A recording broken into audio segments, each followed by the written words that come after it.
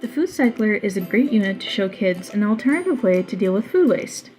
An effective model, it only uses 2 kilowatt hours a month if you leave it plugged in but not used. But it does take 0.8 kilowatt hours per cycle, so it does depend on how often you use it as to how much power it takes. A cycle can last anywhere between 4 to 8 hours depending on how full the bucket is, so be sure to plan accordingly. It is a very quiet unit and it doesn't take up much space, so it's great for a classroom or for a teacher's lounge. This is the carbon filter that you'll find at the back of the unit once you unbox it.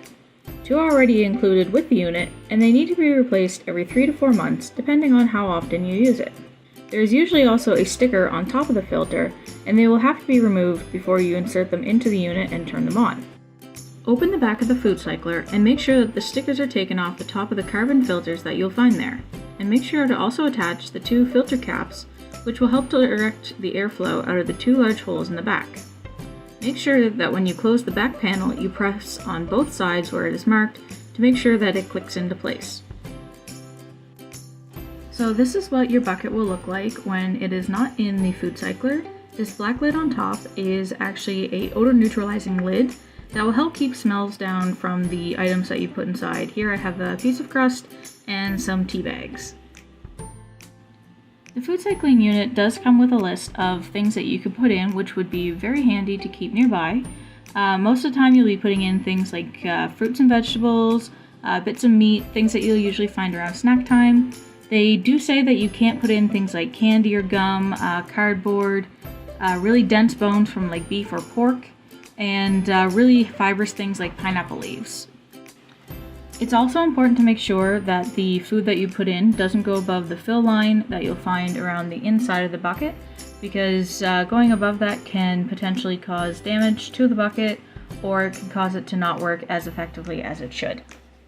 If you're not quite ready to put the bucket into the Foodcycler, you can always just put the lid back on and put it onto the counter until you do have enough food scraps in order to do a full cycle.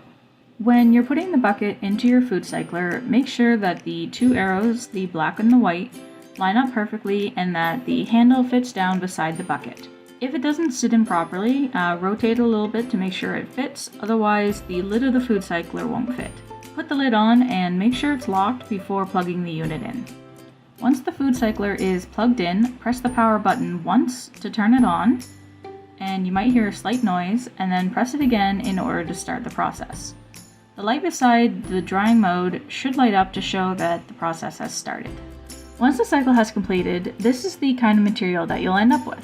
This is actually the result of a few cycles that I've done, but as you can see, it takes everything that we put in there and turns it into this dried up loose material that you can actually put into potted plants around your classroom, or you can also put it into a garden in order to act as a natural fertilizer.